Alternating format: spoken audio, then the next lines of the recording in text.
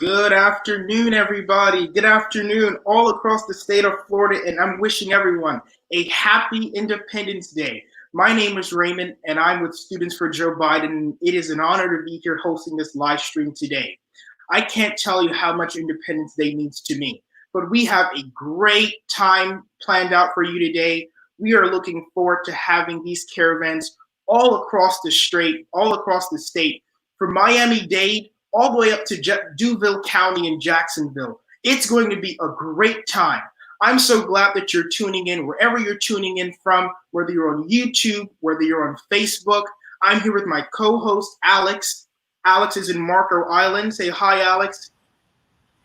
Hey, everybody. Nice to see you and meet you. I'm really excited for what we're going to do today all over the state, and nice to be here with you, Raymond. It's nice for you to be joining me here, Alex. Well, I don't want to hold up any time. We have a great lineup for you today. We're going to start off with former Navy Commander of Air, and he is running for Congressional District 1, running against Matt Gaetz. Running against Matt Gaetz up in Pensacola, and we are so excited for him to share with us his time in the military, as well as give us some insight into his campaign. So without further ado, I'm going to allow the man himself to discuss his history and get us excited as we usher in Joe. Welcome, welcome, welcome. Well, thank you. And isn't it a great celebration of our country's birth?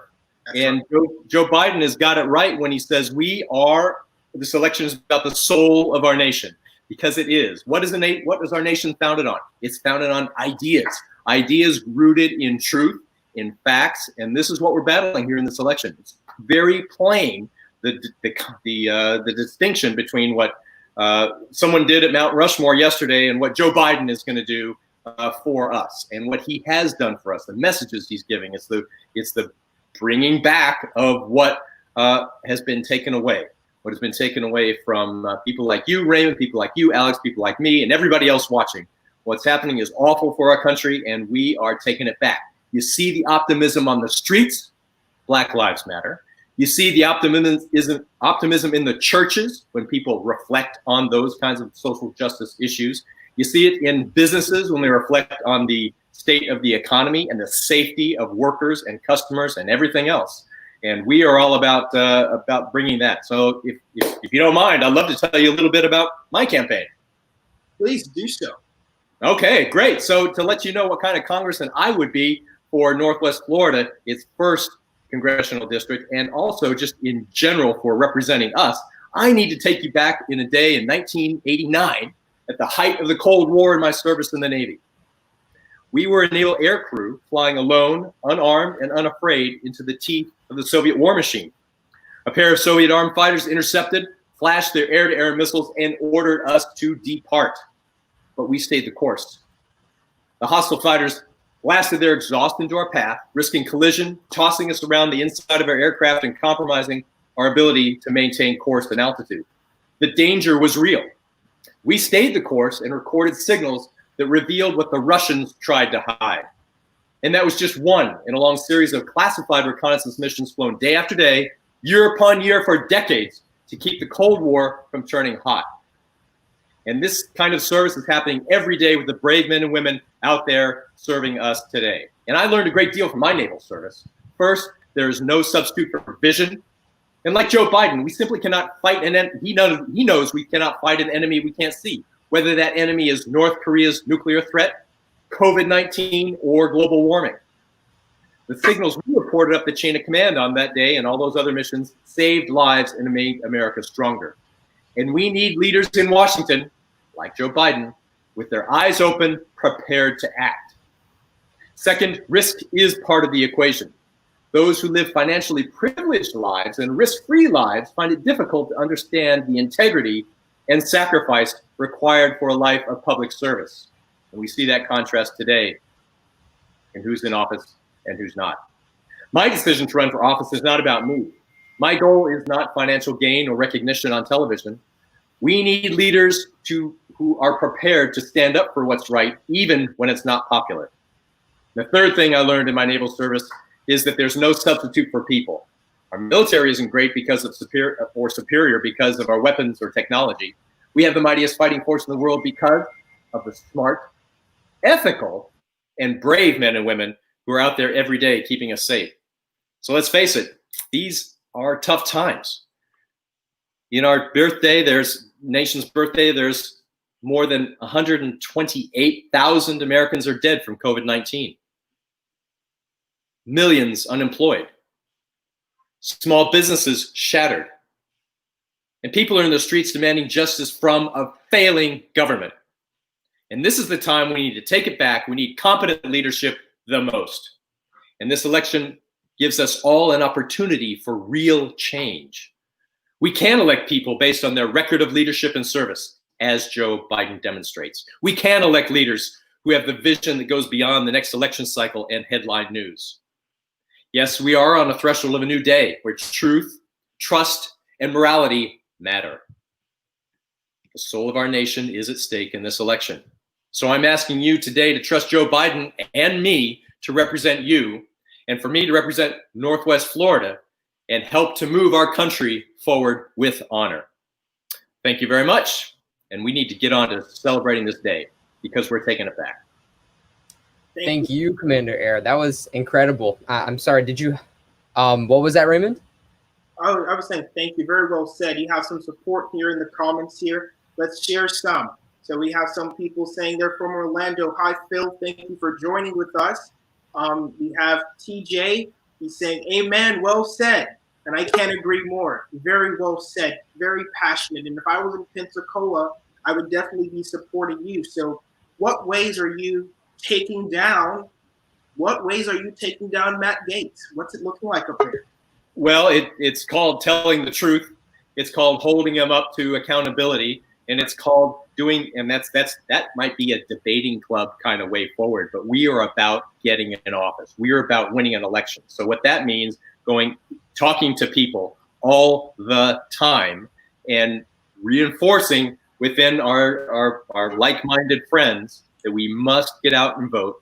We must register by mail. And we must tell our friends, 5, 10 friends around us, to get out and do it, and to make sure we're holding hands figuratively. This is COVID season, but figuratively actually getting to the ballot.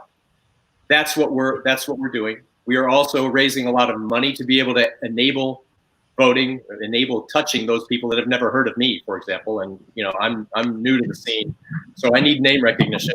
Like other candidates, we are doing very well in standing up to the lines and standing up for what's right for our country. I mentioned Black Lives Matter, the reforms that are needed across the board in our culture and in our life here in Florida, and we can do that. In each of the cities where these canvases are going, that is a huge issue.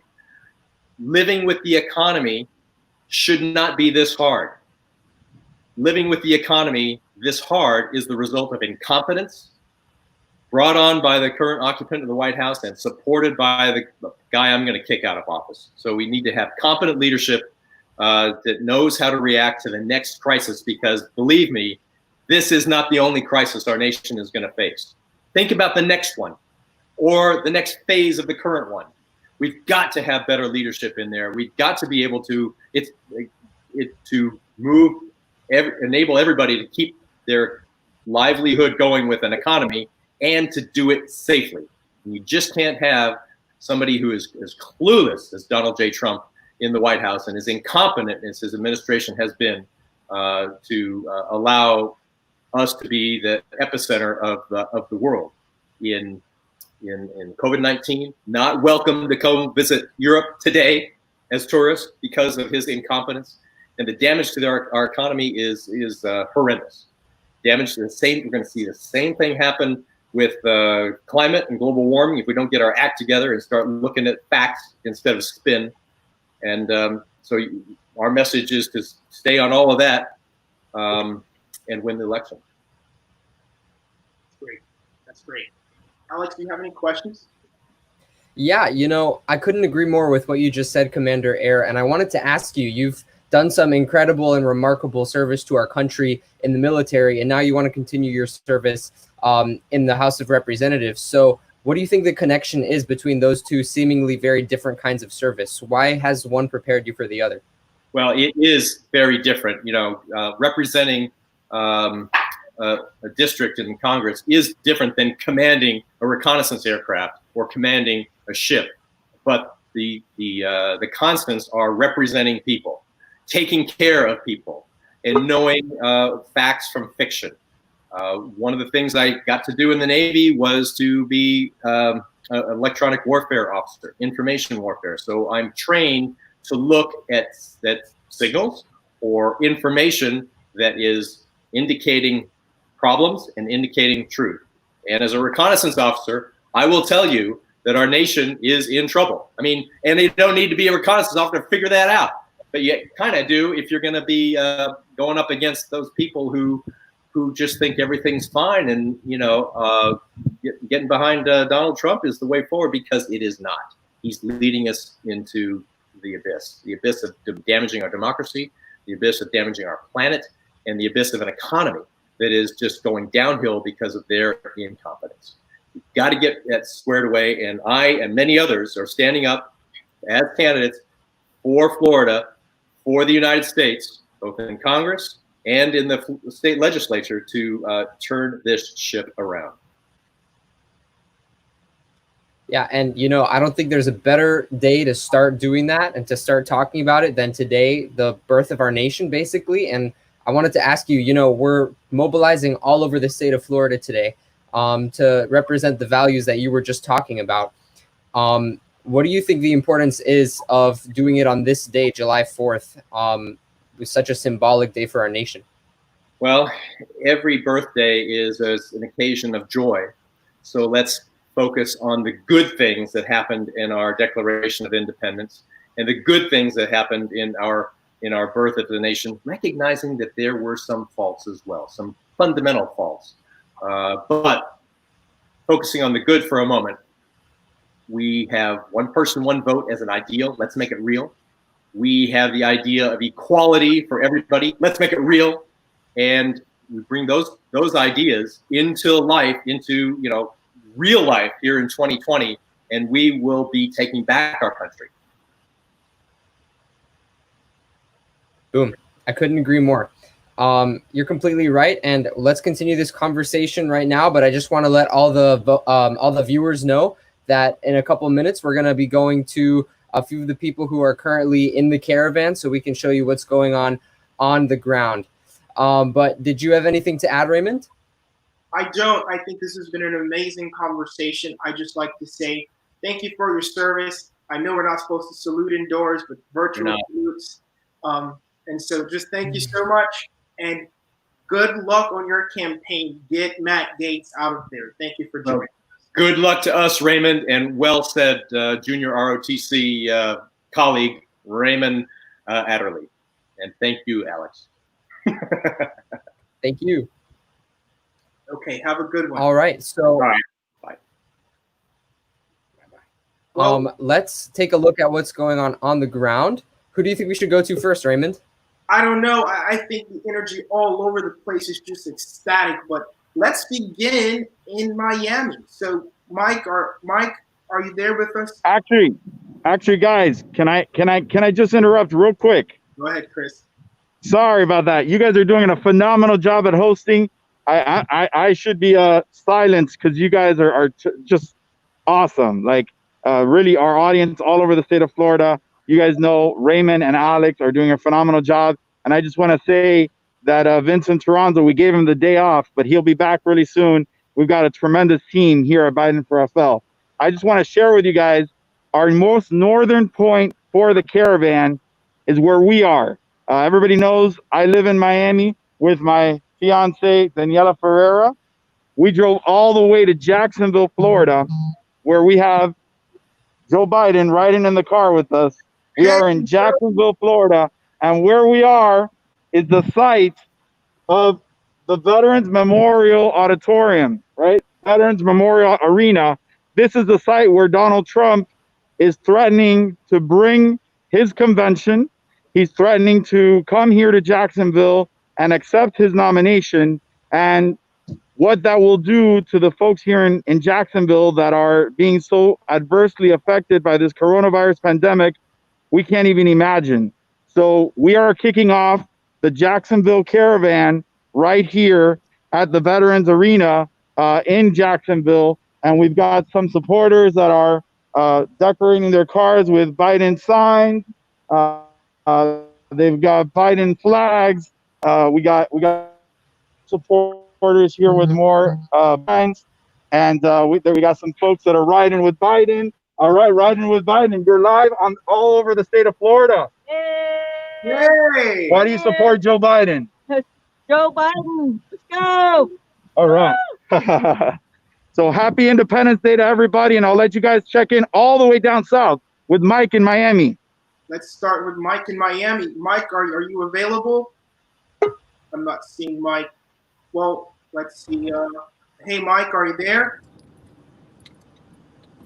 We're not getting any from Mike. Mike, are you there? Hey guys, can you hear me? Yeah, we can hear you. Let's see, Mike. We hear a lot of honking. Tell us, Mike, we can't see you, but just let us know. How's everything going over there in Miami-Dade right now? All right, well, I think for now we might have lost Mike. Well, let's go to Broward. Let's go to Broward. We're going to Ryan Greenberg. Let's see. Is this Ryan here? Screen. So. Let's add Ryan to the stream. Give me 1 second. But we're going to go down to Broward, my hometown. And let's see if we can get Ryan in the call. I'm just having issues. Hi there, Ryan. Hey, everybody. How's it going? I'm out here with I got school board member Robin Bartleman here with me. Hi, Miss Bartleman. How are you doing? And we're out here in front of the Veterans Memorial. I don't know if you can see it in the background. Yes, Which way I gotta go? Yes, Veterans Memorial. We're honoring our veterans today. But Robin Bartleman just wanted to say a few words. Hi everyone, how are you doing? Good. This is the best way. This is the best way to spend my 4th of July, fighting to take back our nation from the Trump dictatorship. I am riding with Biden today because I believe in everything he stands for. I have 2 young girls, 17 and 21, and they cannot believe the state of our country and what's going on, the hate, the injustices, the inequities. And I believe Joe will make the difference for all Americans. So thank you for having me here today. I'm so excited to be out here riding in Broward County, Florida, one of the most diverse counties in the nation, the 2nd largest county in Florida. And we can't wait to turn our United States blue. Thank you, Miss Bartleman. Thank you. Continue your great work on the street. Fantastic. We're gonna take off, okay? We gotta get in the car. Thank you, Ryan. Okay. Let's check in here with Robert Palacio. Robert, Hi, Robert.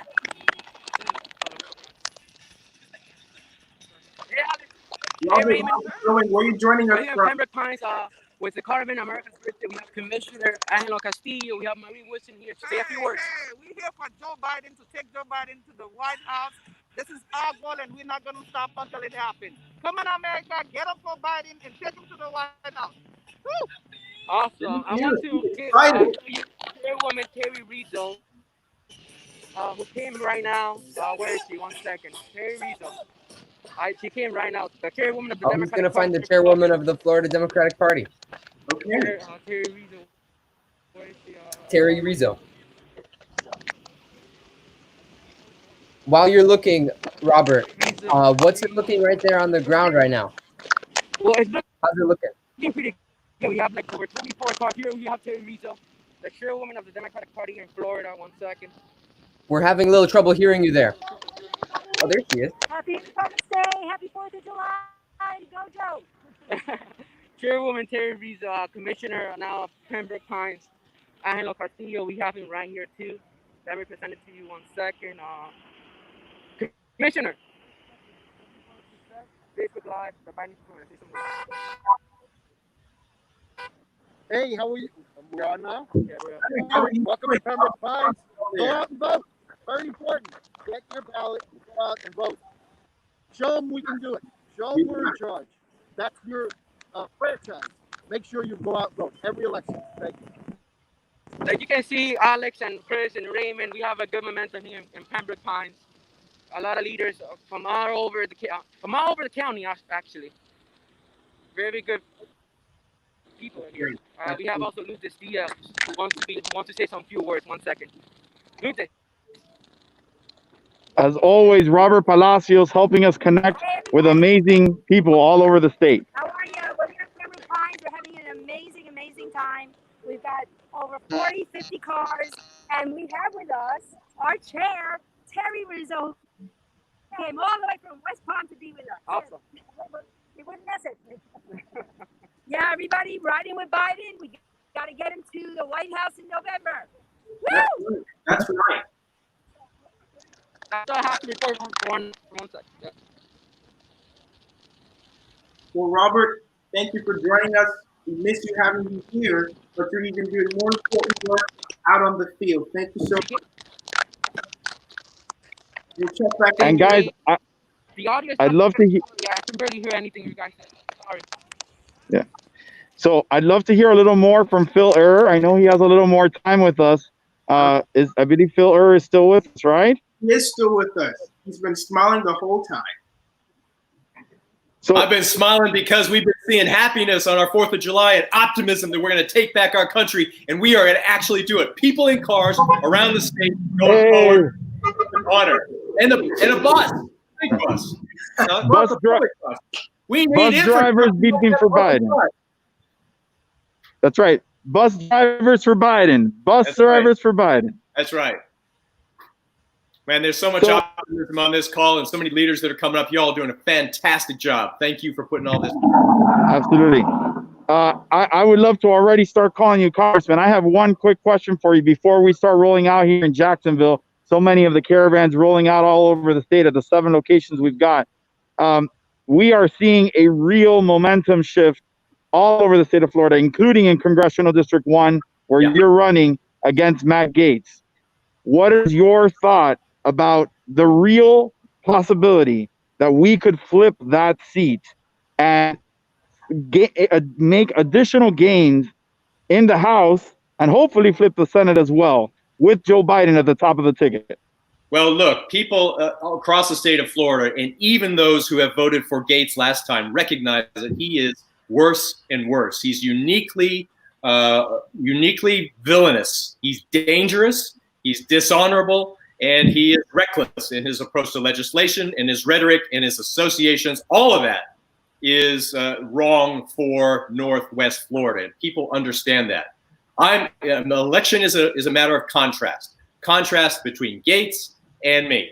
I'm uniquely qualified because I'm a good fit for Northwest Florida, because I'm a veteran. We have the most military community of any congressional district in the nation. So the indications of a sea change are apparent, and they are real.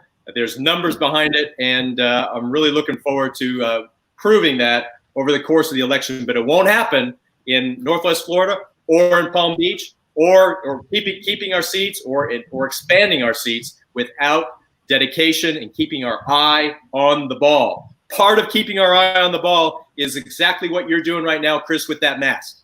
You're advertising vote. You're being safe. You're keeping our people and all Americans reminded that we gotta, act together and move together as a country, as a state and as a country in a safe and good, positive way. That's the opposite of all of what they're doing. They are reckless in their approach to COVID, and this virus is calling their bluff on spin, and they are dangerous with their attitude toward, okay, we're just going to give up. We're just going to give up and let people face the Grim Reaper. So that ain't happening under a Joe Biden administration. I'm assured of it. Absolutely. That's what we're all super confident, and we're counting on you, but I know you're counting on us. And so we're encouraging everybody that's watching all over the state to help Phil Air any way that you can. Contribute. If you can help phone bank for him, you know, it's my contention that Joe Biden helps all the down ballot candidates, but having excellent candidates like Phil Air on the ballot in CD1 helps Joe Biden as well. There are a lot of votes for Joe Biden up here in the Panhandle. You know, we always go through these elections with the Eastern time zone reporting something, and then the Panhandle coming in with more Republican votes. Well, guess what? That's changing, and the better we do here, the better you want to help us or the Florida legislative candidates up here, the better we are going to deliver the 29 electoral votes through Florida, which is Joe Biden's path to victory and our path to restoring our country. That's right. That's right. And that's good. That's so very good. So very good. One last quick thing, Phil. So our caravans across the state are about ready to take off.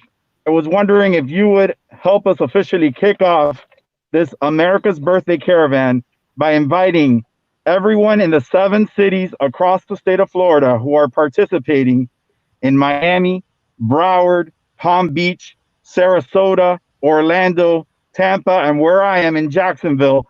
Will you encourage them right now to start their engines? I am so honored to be kicking off this parade because we are going forward with honor. So ladies and gentlemen and everybody, start your engines. And here we go. America's Birthday Caravan has officially begun. So great. So great. Beeping for Biden. Let's hear some beeping, Chris. We're going to start rolling to Jacksonville, and we'll check in with you guys again in a little bit. Thank you. All right. Thank you. Thank you. Here we go. Before you go, Commander Air, I wanted to ask you a quick question. A lot of young people, especially like me and Raymond and Vincent, who's not on this stream today, but a whole bunch all across the state of Florida and the United States are trying to be more civically engaged and get involved in politics for matters that we care about. And you've done a lot of public service. Now you're running for office. You've already served in the military. So what do you have to say to young people like me and Raymond who aspire to public service in any way, shape, or form? What do you think is the best way for us to pursue that? And how can we try to achieve our dreams like that? Maintain your perspective and maintain your drive. One of the things I got to do today was re-listen to my daughter's favorite soundtrack on 4th of July. What might that be? I ask you, Alex and Raymond? Okay, I'll tell you. It is the soundtrack to Hamilton. So just going through that and reminding of what our forefathers did to break away from Great Britain and to come on into, build a new nation, as flawed as it was, going through the horrible period of the Civil War and horrible period of still around, working for the ideals of equality and the ideals of justice around. You know, our Constitution and our ideals are readily apparent. So you ask what to do. Well, you need to occasionally crack open the book and read. And let me just give you the preamble here, but it's important to go through this again in our birthday time. You know, our birthday is about breaking free in the Declaration of Independence, but the start of the manifestation of freedom and equality and justice is that we, the people of the United States, in order to form a more perfect union, establish justice, ensure domestic tranquility, provide for the common defense, promote the general welfare, and secure the blessings of liberty to ourselves and our posterity, Alex and Raymond. Do ordain and establish this Constitution of the United States of America. That's the way you keep your motivation and the effectiveness. You rely on your own interpretation of history relevant to your time, in keeping in mind the context of what was happening back then, and apply the ideals to what you face today and the problems that you will face today and the opportunities you will face today. And that's the secret of prosperity and pursuits of happiness. And let's just do it. Couldn't agree more. Thank you so much. And I'm going to remember that because I have a little copy of the Constitution myself sitting right on my desk, and it's kind of propped upright. So I see it every time I wake up in the morning. And so that's a great reminder that every so often I should just crack it open. In our two-party system, let us not ever concede anything about being a constitutional, a party that respects and defends the Constitution against all enemies, foreign and domestic, because that's what we are doing. Don't let them take it away from us, like they have done in some spin room somewhere. We are legit. We are patriotic. We are good, soulful people, and we are standing up for unity in our nation, and we're engaging and we're getting it done. Sounds good. Well, boom, boom. we want to keep you here, and so we're going to check in with someone else, but don't leave the stream. We're going to come back in and hear some more stuff from you. But let's check in with Barb and Jerry, I think. Let's see where they're joining us from. Barb and Jerry, looks like you guys are rolling. Where are you joining us from? Oh, wow. Great. We hear you're knocking, or you're honking. Barb and Jerry, where are you joining us from?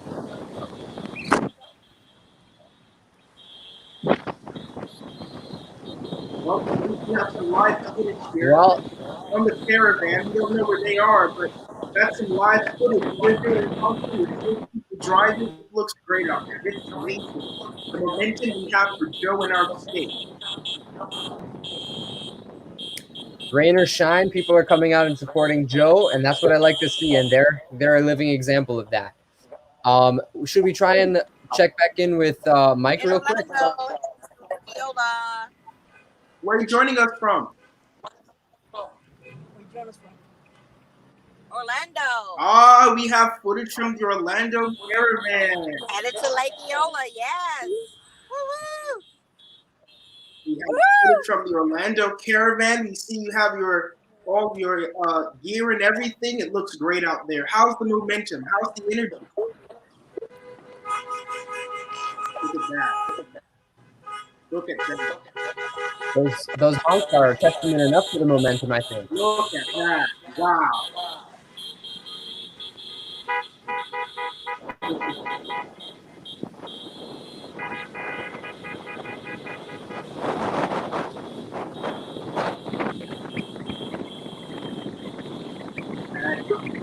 Wow, look at that.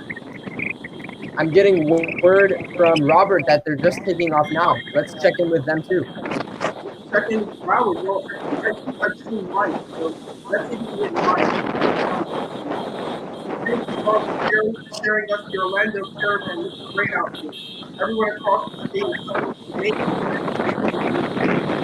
President Biden. Hey, Chris is back from Jacksonville. What's going on, Chris?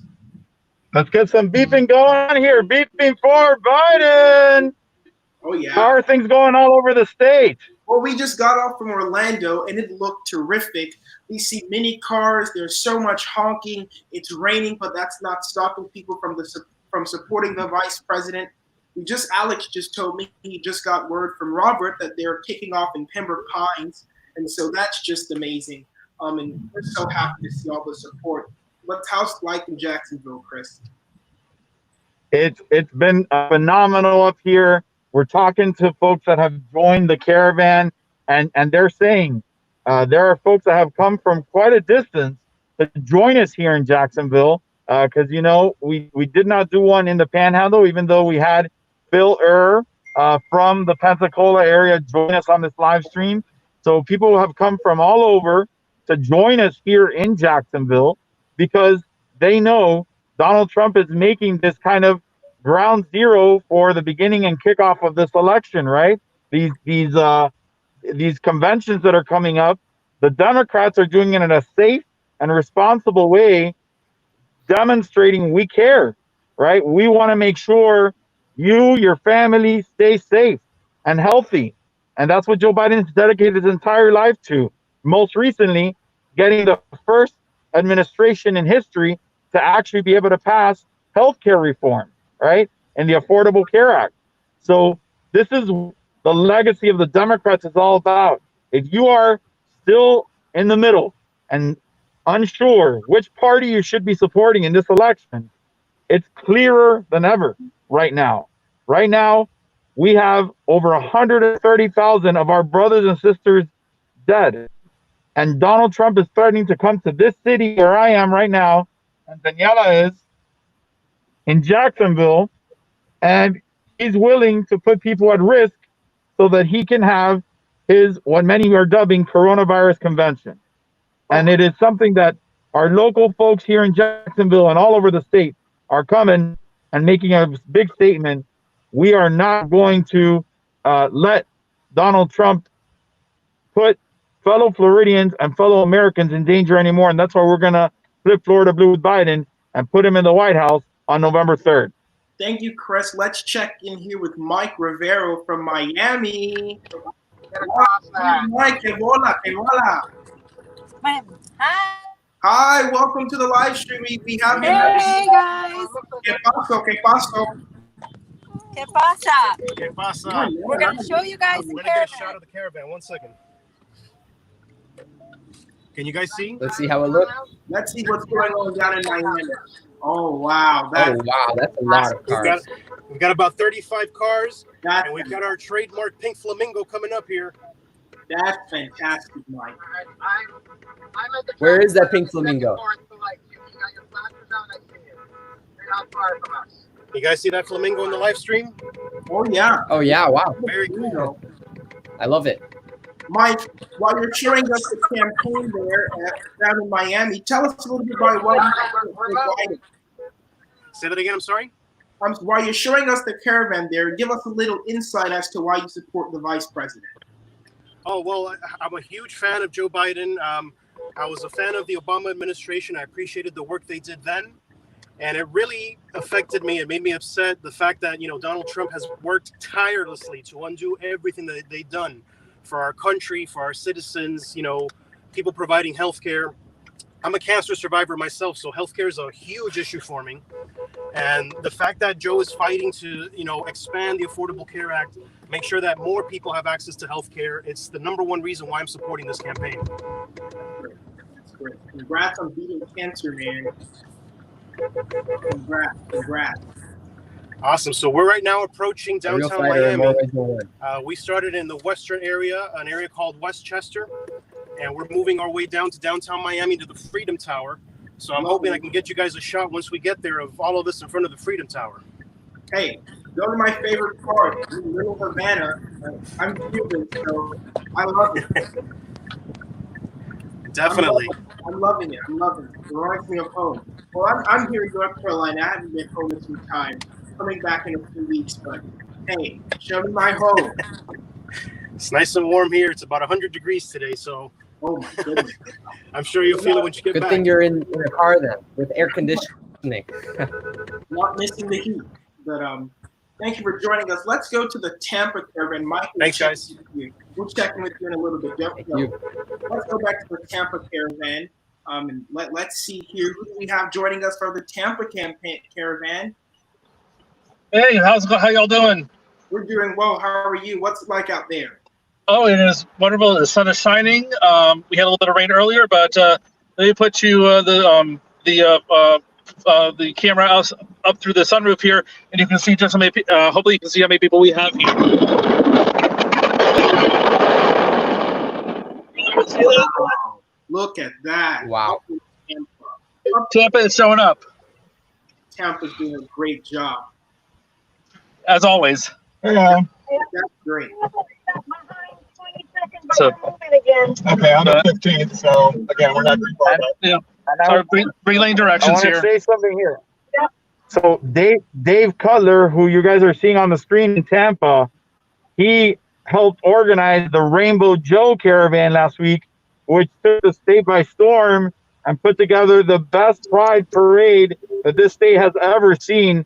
So major props to Dave Cutler and the LGBTQ plus caucus all over the state. They set the standard for what we're doing today with this America's Birthday Caravan.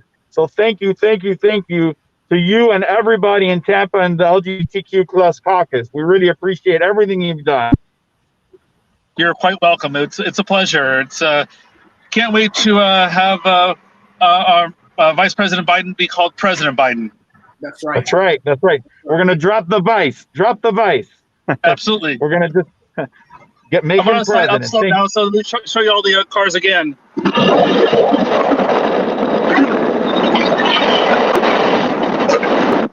Wow, That's amazing. That. Look at that. That's great. Well, I'm Yeah, going to so- check it here with A lot Paul. of people. So, Dave, Yeah. we're going to come right back to you. Don't go anywhere. We're going to come right back to you. And let's check in with Pam down in Palm Beach. Let's add her to the stream. Pam, how's it going in Palm Beach? Hi, guys. First of all, you're doing a great job up there. Things in Boynton Beach are fantastic. We're rolling along slowly so everybody can read the signs. We have about 25 or 30 cars in our caravan. Everybody's really high spirits. Everybody's so excited about this amazing opportunity that we have and the mandate that we have to bring decency back to our presidency. And so we're ready to go. We're seeing all kinds of enthusiasm, all kinds of different kinds of people coming together. So it's exciting. And Raymond and Alex, for our audience, it's really important for them to note on a day like today, America's birthday, we are so honored to be joined by Pam Keith, a veteran just like Phil, who's going to win in November and continue to make sure that we hold the House, win the Senate, take back the White House. It's leaders like Phil and Pam Keith that are veterans that are leading the way. And we are so thankful to you on America's birthday for joining us, but especially for your service to this country, the willingness to sacrifice. We can't thank you enough for that. Pat, Both can of you you. talk a little bit about your military service? I think, Pam, are you still there with us? She's frozen. Well, she's frozen, but let me tell you, she has a distinguished record of service as a JAG officer, standing up for what's right, and I couldn't be more proud to be a candidate alongside my shipmate, Pam Keith. So let's all do it, and let's all do it with together, and with all of the people who have never had the opportunity and privilege of serving in uniform. We are still together, brothers and sisters, together to get our nation taken back, supporting Joe Biden all the way. I need to Commander Air. Sorry, I just wanted to ask you about your little slogan that you had, because you were talking about your military service. I know you served in the Navy, but you said you flew in the Air Force. All right. I want you're calling me out. Show us a little sign. We got to get over to Pam so she can tell us. If you want to know, all right. So why am I running? Why am I running? I'm running to restore Northwest Florida's honor and the integrity of our representation. And we've got to go forward with honor is my tagline. Forward with honor. But you asked about my nickname for our campaign, and here it is right there. It is the Air Force. Yes. So I flew in the United States Navy. My mother told me that that slogan, Air Force, got me elected to something in the 6th grade, and then I wore that on my my T-shirt on Aviation Officer Candidate School, doing push-ups to a drill instructor yelling in my face with that on the back of my T-shirt. So those are just fun and games for the larger picture of what's serious for our country, and that is truth, honor, and justice. And the honor is super serious to people like Pam, people like me, and it should be for everybody else, including these idiots in the White House. But it is, I will not lie, cheat, or steal, nor tolerate those among or us who tolerate do. anyone who does. That's right. That's right. So Pam, you're amazing. That's right. Miss Keith, sorry. Thank you for your service as a JAG officer. As a matter of fact, that's what I aspire to be, a JAG. So can you tell us a little bit about that? Yay! Absolutely. Being a JAG officer is really a great experience because you get to touch every type of command, from the air wing that Phil was a part of to our submarines, our surface warfare, our SEALs, medical corps. We touch it all. And we provide the criminal procedures, and we also provide just legal help. I mean, when our sailors are deployed, let's say they need to get their taxes filed or they need help with an adoption, the JAGs can provide that service so that they can stay focused on the mission. We also work with our allies in treaty writing, of status of the forces agreements, that kind of thing.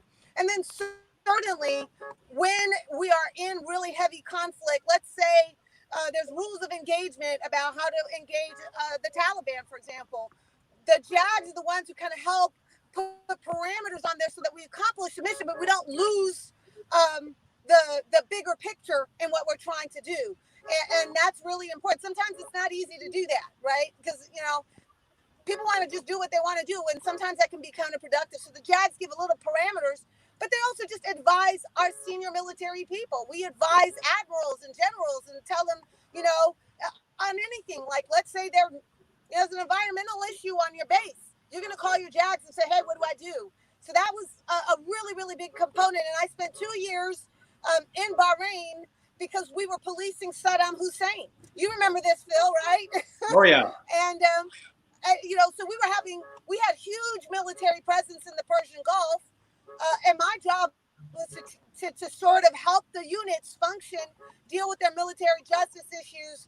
And that, I could not be more proud of that, because that was when the world saw the United States as the policeman of the world. We were the ones that were keeping the Kurds and you know, safe. We were the ones that were containing Saddam Hussein, and everybody was on board with that mission. And I remember what it felt like when the world turned to the United States for answers, for leadership, for guidance, for partnership, and support. And now, you know, they're closing our borders to us because our president is so incompetent that he's made all of us less safe and not able to travel because we make everybody around us less safe. That is an abdication of leadership that just boggles my mind, right, Phil? That's right. And I would say of those things you talked about, it's the people and the competence is what you talked about, but shining through of what JAG officers do and what you did was keeping us ethical. Our ethics is the reason why we are great in the world. It is not our technology, it's not our weapons, it's that we do what's right. And we do what's right and what's legal to the best of our abilities, so help us God. And that's what you, Pam Keith, have been doing in your career inside the Navy, and I observe outside the Navy as well. So thank you so very much for all of that. Hey, you know what? In this particular matchup, I'm running against a Republican who's an Army veteran.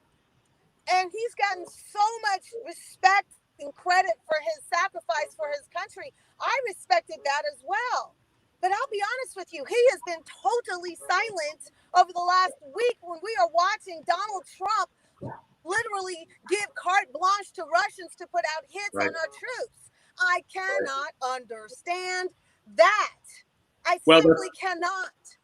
Okay, so here I offer the following as a step toward analyzing it so we can defeat it.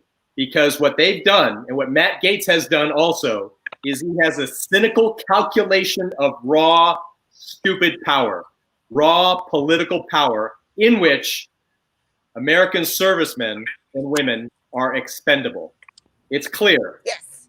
He's all about, in my case, and I assume yours as well, he's all about subordinating himself to the president rather than doing his job for the people and for the long term for our country, which is standing up for what's ethical and what's right, and keeping the covenant between the political leaders and our military firm. And what they've done by acquiescing to this bounty operation by Putin is treacherous behavior.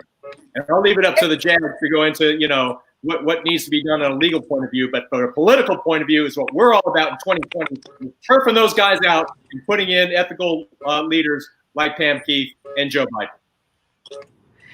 Absolutely, Phil. I could not agree more. I mean, one of the saddest moments of this presidency was when Donald Trump abandoned the Kurds, opened the door, and just let them be slaughtered by Turkey, turned our backs on our allies. We didn't even give them a heads up that we were doing this. So these Kurds, the Kurds were basically the jailers. They were containing the most dangerous components of of the extremist factions. They were the ones keeping them under control. And they were doing so at great risk to themselves, their families, and their communities. And we literally just walked away from them. I could not have been more disgusted, outraged. I mean, we don't treat our allies like that, because if you do, you don't get allies in the future. And it's not like the threats to the United States have suddenly disappeared such that we can squander those relationships. The bottom line is nobody trusts us anymore. It took us 30 years to build these relationships, and it takes Donald Trump 15 minutes to blow them to smithereens. And it's impossible to even put into words what kind of heavy lift it's going to be to get them back to the table with us, to trust us. And the only person who has enough personal credibility to do it, I think, is Joe Biden. I think he's the guy, because they know him from Obama, because they know him from the Senate, because they know him to be an honorable and decent man of his word, that when he goes out there to rebuild these relationships, it's going to be so much easier than it otherwise would be, because he's known to these players as a fair, honest, and decent person. And your character and my character and the character of people like us standing up for what's right is also known internationally because they recognize the qualities that you display. And gosh, one more observation is that has there ever been a challenge in which Matt Gaetz and Donald Trump have not surrendered to the COVID virus, surrendered to North Korea's nuclear problem, surrendered to Syria, as you point out, surrendered to all the criminality that is Vladimir Putin, just on and on. Absolutely. And I fear we're surrendering that we're bungling China's relationship, our relationship with China. We're bungling the economy, and anything that's hard, he's out of there. He has no responsibility, and that's not what Teddy Roosevelt would have done, or any of those other presidents that he lauded last night over Mount Rushmore, or any of the others, frankly. Absolutely. I mean, when you think about letting, Mohammed bin Salman assassinate a U.S. resident journalist and literally say nothing, it's not, I mean, the list is so long, and the examples are so many, and all of us are just constantly in shock, because we believed that our Republican brothers and sisters, we may disagree about policy, but that there were fundamental ethical values that we agreed on. We served with these people. When you put on your uniform, you're not red or blue, you're green, or in our case, navy blue. You're red, white, and blue. You serve the same country under the same set of values. And so I absolutely was surprised to see so many Republicans just abandon these values that we've both coexisted with for so long. And unfortunately, that's not redeemable. You're not going to come back from that. I hope that they scrap everything and start over in the rebuilding that Joe Biden's going to do. And the good news is that he is a decent guy. He's going to make room for conservative voices. He's not trying to dominate everybody and block them out of conversation. That's not his style. He's not going to have legislation behind closed doors where Republicans don't even get to hear or read or be a part of it. That's not how he rolls. And quite frankly, that's not how any Democrat rolls. We may truly disagree with Republicans, but we at least make an effort to include their voices. They didn't even want us in the room.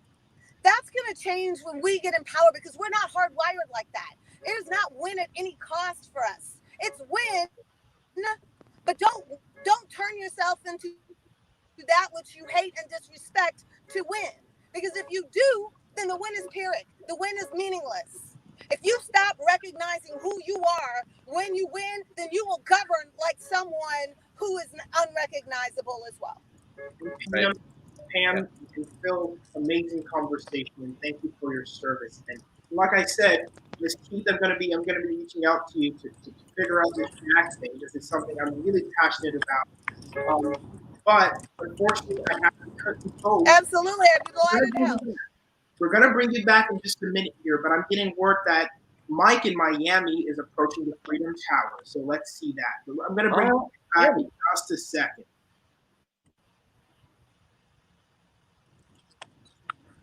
Mike, are you with us? We're done. Mike is at the Freedom Tower. Oh. Hey, Mike, are you at the Freedom Tower?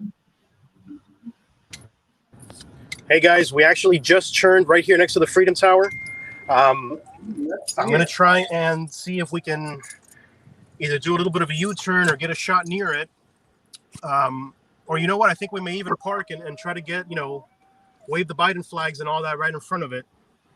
I'm trying to see what we're going to do here with our Caravan. But we just arrived at the Freedom Tower. Today, right? Let's see if I can get you guys a nice shot. Let's see it. There's a lot of traffic in Miami today. I couldn't imagine. As always, as always. Even with the beaches closed. You can probably hear my dog crying. Yeah. The whole family's here today.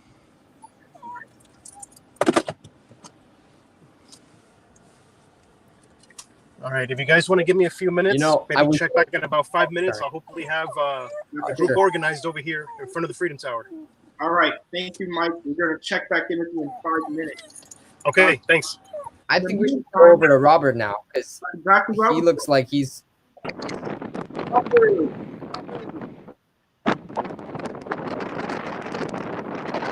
Hey, Robert, can you hear us? Tell us what's going on in Broward. A little bit, Alex, a little bit. What's going on over there, Robert? Just take a look, take a quick look at how many people we have here in Pembroke Pines. Wow. Wow. We have over like 30 cars, an estimated number. That's great. That's great. Hey, what road are you on there, Robert? I see you getting close to Memorial West.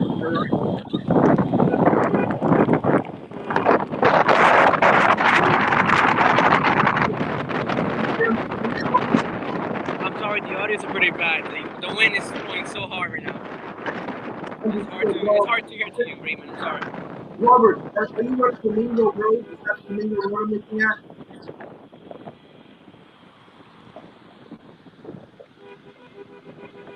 Well, we're not getting any audio from Robert, but if you're for people checking in all across the state and across the nation, people following Florida for Biden and Joe for Florida on YouTube and on Facebook, what you're seeing there live now is you are seeing a Caravan.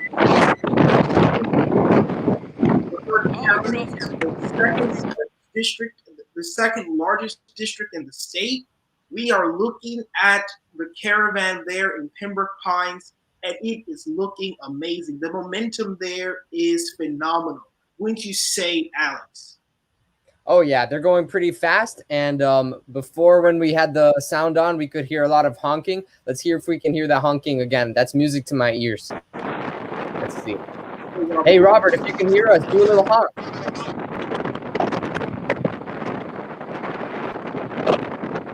I don't know if you can hear us, but that's pretty incredible how many people we have there, all out to support Joe Biden with flags that are just showing the support that the vice president has all across the state of Florida. I think it's really powerful, especially today on America's birthday.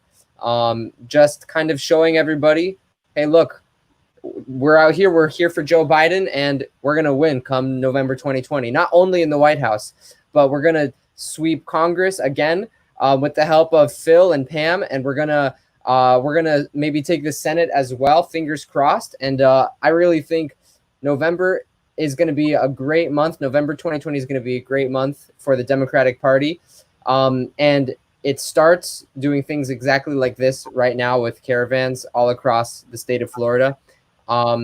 It's really powerful, I think. I don't know about you, Alex, but I'm desperate to get Mitch McConnell. I'm desperate to get Mitch McConnell out of office. So let's pray for Amy McGrath in Kentucky. But I'm going to skip one county up. We're going to bring back Pam in Palm Beach.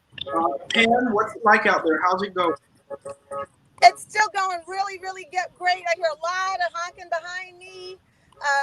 This is a great community. We're in Boynton Beach, which is one of our great communities in Palm Beach County.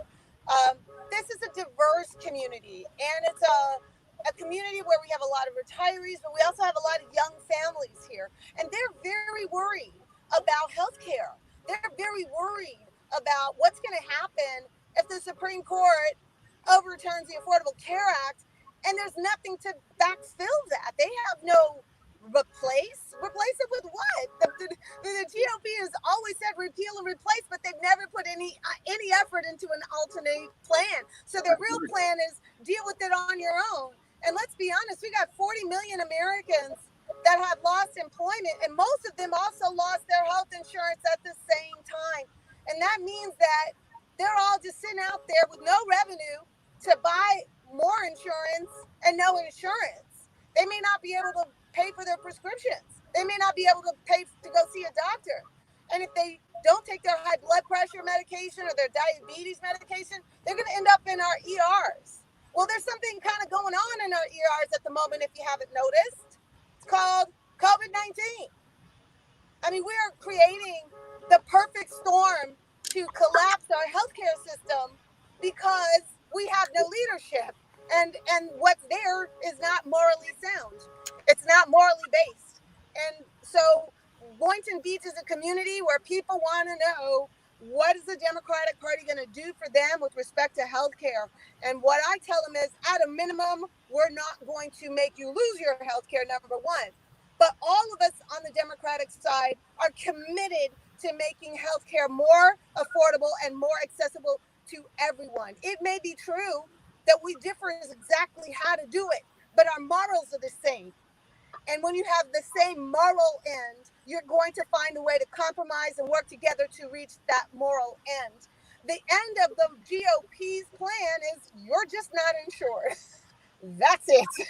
The end of our plan could be a public option, a single payer, Medicare for all, Affordable Care Act expansion. There are a lot of things on our end that we can get done because we actually want you to get coverage.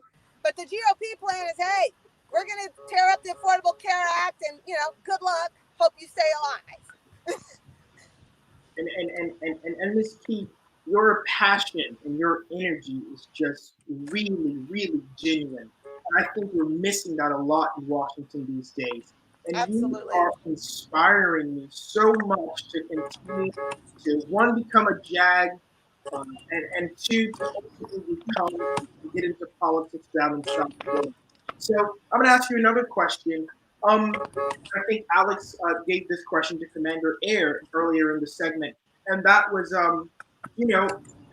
what's the comparison between your military service and the service that you'd like to get into as a public representative? I will tell you that when you go into the military, the first thing you learn is that it's not about you. That is lesson number one, and they teach it very harshly and very quickly. When you are there to serve, you are there to serve others. You are there to serve a mission and not yourself. And I think that those of us who went through that process feel like we are just fundamentally better people, because better versions of ourselves, because we did go through that, because we did learn how to put aside petty differences or personal issues and stay focused and serve something greater than ourselves. I'm sure Phil probably said something similar, which is the greatest honor you have in the military is having the back of your fellow sailor. It's doing something in service of the mission, but it's also standing shoulder to shoulder. We, both Phil and I, probably agree that we're running for office. We're trying to step up to serve, to extend that, right? To go back to that place where we are mission focused. We are standing shoulder to shoulder with our constituents, and we are putting our full selves and best effort into getting things done for them. And if you are oriented that way, you're just going to be relentless and you're going to be resilient, and you're going to come back again and again and again until you get it done, because that's what we're taught. And so that's the extension. I mean, obviously military is a little bit different than going to Congress, but don't think that Congress isn't battle. It's its own kind of battle, right? And it can be sometimes a treacherous battle. But if you are deeply committed to a mission, then you stick with it, and you try to find new and creative ways to get around an obstacle. You work as a team. You subordinate your personal needs to serve the needs of the greater good. Those are all things that are just bred of the bone, because you're not going to do well in the military if you don't get that. And I think Phil would probably echo that. Yeah, I was going to ask Commander Air, do you concur?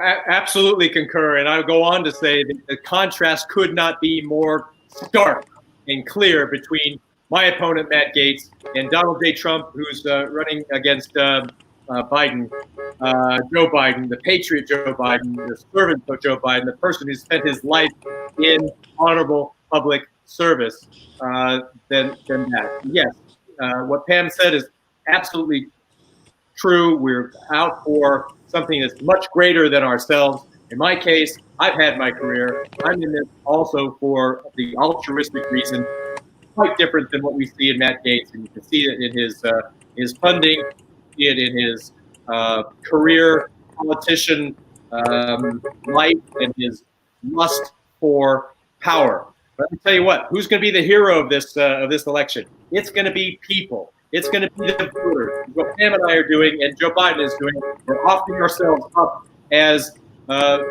vessels or instruments of the people, and we were going to serve at the pleasure of the people. We're not going to serve at the pleasure of whoever's in the White House. No, our allegiance is to the people who put us in office, the voters in our respective districts, and to the Constitution of the United States and all the values that we swore to uphold and defend.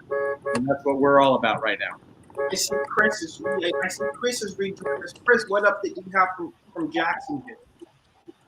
Yeah, I mean, I'm just so happy to have both Phil Eyre and Pam Keith on the screen with us, and having joined us for as long as they have. I've been getting amazing reports from all over the state. I'm in Jacksonville, as you can see at the bottom of the screen, but I can tell you guys, it's amazing that in the red area of the state, that is Sarasota, more vehicles have participated in our Sarasota Caravan than anywhere else in the entire state of Florida. It is amazing what Sarasota was able to pull off, and we really commend the DEC there and the Veterans Caucus who have helped. But our caravan here in Jacksonville completed its route just moments ago, and we got, I'm very bad at holding the phone here, guys. We got Joe Biden that led the caravan here in Jacksonville, and I wanted to show you once again. Your screen is frozen, so we're not seeing Vice President Joe. Oh no! Can you hear me better? Can you see me now? You're still frozen. We can hear you. That's fine. Well, Chris is gone, but I'm sure he'll be back in just a second. Let's check in with Dave down in Tampa. Give us a second here. Dave, how's it going up in Tampa? It is going great. We are just about ready to turn on to Bayshore Boulevard, which is where Gasparilla takes place every year. One of our longtime Democratic Party members lives here. We're going to honk very loudly for her. I am. We're moving on to Bayshore. Move. So let me go ahead and put this the camera outside so y'all can see. Looks great. Looks great there in Tampa. I think. So, yeah. Oh wow! Look, there's Vice President Joe. Everyone. Right. Chris has Vice President with him. It's going great. Here, let me see if I can. So yeah, we're this is the as you all can see, this is the area. It's a great drive up to downtown Tampa. Okay, I figured you would. Sorry. Okay. They're giving each other directions right now. Sorry about that. Okay. I'll go slow and wait. Let me know when the light turns green again. You know what the most important direction, though, is, Dave? Right. Onward to November 3rd to kicking Trump's butt out of the White House. Yeah, we're the lead car here in Tampa, and then Ione is the picking up the tail end, and we're just trying to keep everyone together now that we're on a very long road without any lights. So, yeah, it's going great here. A little bit of rain earlier, but it's going great here. That's great. So excited to hear it. Well, let's check in with Vice President Joe and with Chris up in Jacksonville. Chris? So we got in the driver's seat here, as is always the driver's seat, the ladies in our life. If I can actually hold that properly, Daniela Ferreira there. So she drove the man of the hour who led the Jacksonville Caravan, Joe Biden, our next president of the United States. So Daniela, how did it feel to drive around Joe Biden around Jacksonville? It was amazing, and as we all know, that women are leading this effort to make sure Joe Biden is elected as our next president. And we know that with Joe Biden, I mean, we're going to be at the forefront of the conversation with our first female vice president. And we are just so excited to make history and herstory with Joe Biden and his female VP pick in November. So we're super excited. We're beeping for Biden. Woo! Speaking about females, Right. the tide and getting up in Washington doing this great job. Joined here by a candidate for Congress. We have Sam Keith here with us, who's also running and is also going to be a woman, but not only a woman, an African American woman in Congress. Tell us a little bit more, Miss Keith.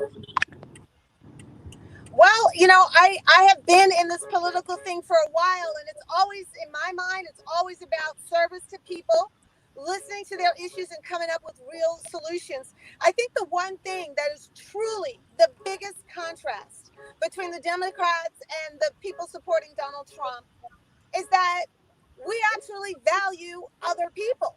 It's empathy. We actually feel bad when other people suffer. We've got 132,000 dead Americans, and the person masquerading as president hasn't said one word of condolence to 132,000 grieving families. He hasn't said anything. It's like it's not happening. And because of that callousness, our governor here in Florida is making horrible decisions that's increasing the number of dead Floridians too.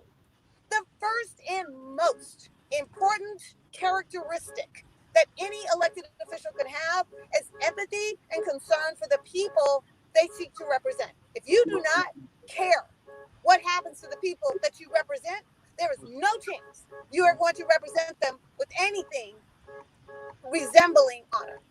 And that's really the biggest issue, because beyond anything, it's just the consequence on humans is just not part of the calculation when it comes to Donald Trump. And sadly, he has convinced a whole bunch of people that not caring about the consequence on people is a good thing, because it helps their stock portfolio or it helps their short-term political gains.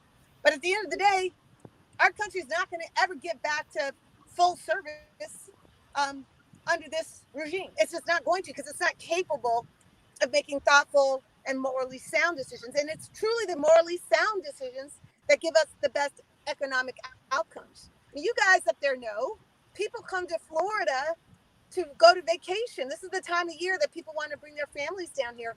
Can you imagine how many people have chosen not to come to Florida this year because our COVID cases are going up, because so many people refuse to wear masks? Right. Well, that doesn't just help. They're refusing to wear masks because they want to prove that Donald Trump is right. But in the meantime, every single day they're cutting into the largest source of revenue for Florida, which is tourism. So how is that short-term little political statement going to help us if it gives us long-term economic shortfall? I think it's a good question. And so here we have it. And I just created this new banner, but I think we need to have Pam Keith for VP. But in a minute here, Commander Aaron also agrees, and that's great. Well, Pam, we're going to bring you on in just a sec. We've reached 15 minutes past the hour, and we're just going to do a quick update of what's happening here. So once again, for everyone in the state of Florida, welcome wherever you are to our America's Birthday Caravan for Joe Biden. We have phenomenal momentum across the state, from Miami-Dade County all the way to Duval County up in Jacksonville, where Chris, who's been leading the efforts for Biden for Florida, is just doing a fantastic job. We've spoken to Pam Keith, running for Congress in Boynton Beach. We've talked to Mr. Phil Ayer, former U.S. Navy commander, who's running for Congress up in District 1 in Pensacola. We've spoken to Robin Bartleman, one of my school board members down in Broward County. We've spoken to the DNC chairwoman. We've spoken to so many people today, and the momentum for Joe is real. And Chris even told us the most encouraging news, and that's that in Sarasota, one of the deepest red parts of our state, they saw the most cars and vehicles for the Joe Biden caravan across the state. that is just amazing. And it looks like we're having Chris join us here. Hey, Chris, how's it going in Jacksonville? But it's just amazing. So once again, thank you for joining us here. My name is Raymond. I'm joined by my co-host, Alex from Marco Island. I'm from Broward County, and we're joined with Chris. So Chris, what's going on? We have had so much excitement beefing for Biden all over the state of Florida. And, you know, I just want to say, because we're going to bring on a very important person here in just a second, but we have had extremely important guests in Phil Eyre and Pam Keith, who have joined us throughout our live stream today. Thank you both for sticking with us the entire time and for being with us as part of this very special celebration of America's Birthday Caravan. And I just want to say, you know, again, our hats tipped off to you all for your service. I want to share something really important to you all. While we did not have a caravan in Pensacola today, I have a very strong feeling that when we organize one in Pensacola, and it is in the works, when we organize one in Pensacola, we are going to see a result similar to what we saw in Sarasota today. And I want to bring on real quick the man who helped pull it off, together with the amazing team in the county of Sarasota, Mr. Lou Grossman. Lou, you were just telling me the county that had the most cars in the entire state, Sarasota, how many people showed up to beat for Biden today? Well, hello, fellow Democrats and Biden supporters. How you all doing? We're doing good, Lou. How are you doing? So we're doing fantastic. We figure we had close to 70 cars. Oh my Plus, goodness! we had one Biden red truck with two Biden flags on it join us for half the parade. But when we got to the end, he cut out so he couldn't introduce himself to us. So we're thinking we had about 50 registered and about 20 showed up. We may have had more than 70, but I'm going with 70. And we kept the whole. We had two great organizers who helped our county chair, Joanne DeVries, who is just the best, and Gretchen Leinhop, who's head of our Veterans Caucus. We had a 96-year-old veteran from World War II lead the parade. 96 years old. We had a lot of Vietnam veterans. We had a whole cast of characters. And the Black Lives Matter group finished a protest down the road from us, and many of them joined us as well. And it was a great day in Sarasota, and you'll see it. And Chris Wills is the genius of the Biden campaign, of course, who pulled 7 cities together, and his organization was fantastic. We're just flying high with Joe. That's right. That's right. Thank you. Thanks, Chris. Could I just say, of the many things that were said, I think one of the most impressive is that everybody seemed to have been driving safely along the way. Yeah. Hats off to all the drivers and all of the passengers who were safety observers along the way. And 70 cars in Sarasota.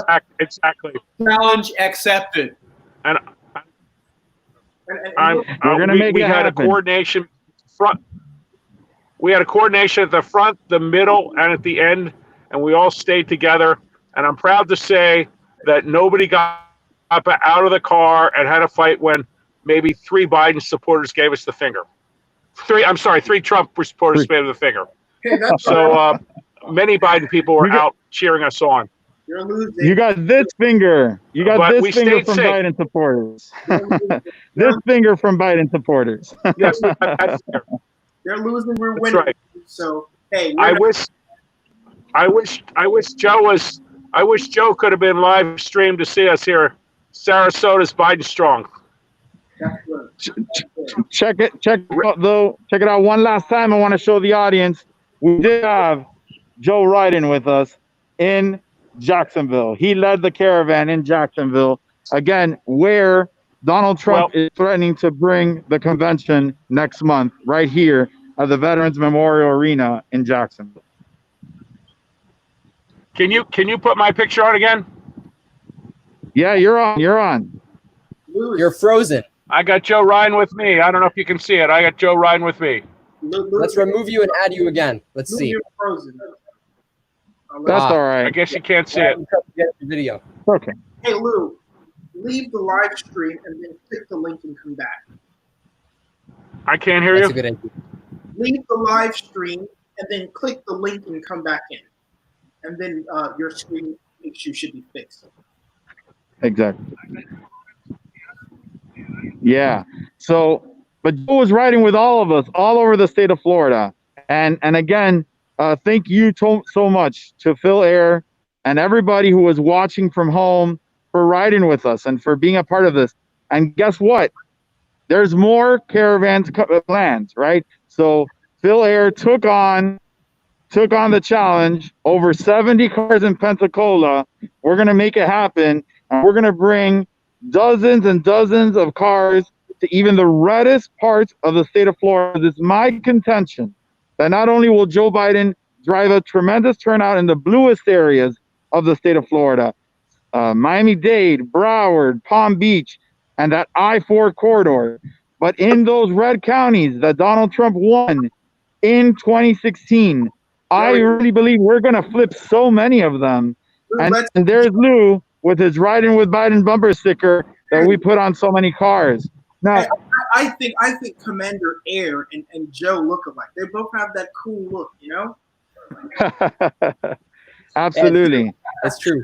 And I'm going to sign off because I'm going to buy my wife and daughter and son-in-law a Philadelphia hoagie. I'm hungry. Well, Philadelphia is where the Biden campaign is headquartered, so it is appropriate that everybody on America's birthday enjoy a good Philadelphia hoagie. That's right. Absolutely. I've been to headquarters. I've been to headquarters right across from City Hall. Wonderful. Well, we got to make White House Joe Biden's new headquarters. And I want to end on this, my thoughts, and then I'll throw it back to you guys, Alex, Raymond, and we'll wrap this up because I know that a lot of people want to continue those backyard barbecues that they've got going on. You know, we haven't had any parades across the state of Florida or fireworks today because of the pandemic, but the Biden campaign made parades possible in 7 cities across the state. And we made sure that our veterans were front and center throughout all of this. And you know why we did that? Because that's who Joe Biden is. As the father of 2 sons who have served in our military, Joe Biden understands the sacrifices made by our veterans and their families better than probably just about anybody who has served as president, certainly in modern history. And you contrast that with Donald Trump, who literally, over the course of his presidency, has promised to raise funds for veterans and stole that money and had to be shamed into actually donating the money that he promised to donate to the veterans. Over the course of Donald Trump's presidency, we have in the White House someone who literally, when our service members were bombed in Iraq by Iran after Donald Trump took out Khashoggi, Donald Trump lied to our country and sold us propaganda telling us that none of our military men or women were injured or killed. And then when it was revealed that over 100 of them were injured, received serious brain injury, he downplayed their sacrifice, telling us, oh, they were just merely headaches. That is disgusting and deplorable. And now with this news that now breaks, that because of his intimacy with Vladimir Putin, he literally either turned an ignorant or a blind eye to our servicemen and women in Afghanistan, who Vladimir Putin put a bounty on their heads and was willing to pay those who were taking out those men and women who are sacrificing their lives for us and for freedom around the world. And Donald Trump claims ignorance. And guess what? Now, days after that, we now know for a fact he's known, has done nothing about it. And so we as Americans who all, especially on a day like today, share our tremendous love and value for our troops that currently and those who have worn our nation's uniform in the past. We have to make it really clear on November 3rd that the role of the commander in chief can no longer be held by a man who does not value our veterans and who only uses our veterans for votes. That's right. We need a man in the White House like Joe Biden who understands the sacrifices that our veterans and their families make, because he himself, as the father of two sons who have served, has made those sacrifices and has been willing to send his sons overseas to fight for you and I. That's who Joe Biden is. And he will once again make all of our troops and all of our veterans proud of their commander in chief. So I invite you to join me and join all of our fellow Floridians all over the state in supporting Joe Biden as the president of the United States, our 46th president, on November 3rd. Thank you to all of you for joining us, and to Phil Ayer and to Pam Keith especially. And I just got to say, Alex and Raymond, spectacular job hosting this. And if you like the graphics around, especially our background graphics as we go off the air, please, a big thanks to Vincent Toronzo, who's with us. Even though he couldn't be physically with us, he helped us to make this live stream a success.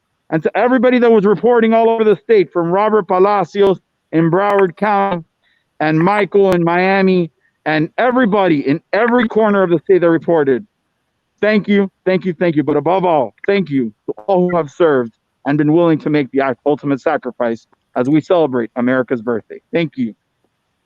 Thank you, Chris. Thank you, Chris.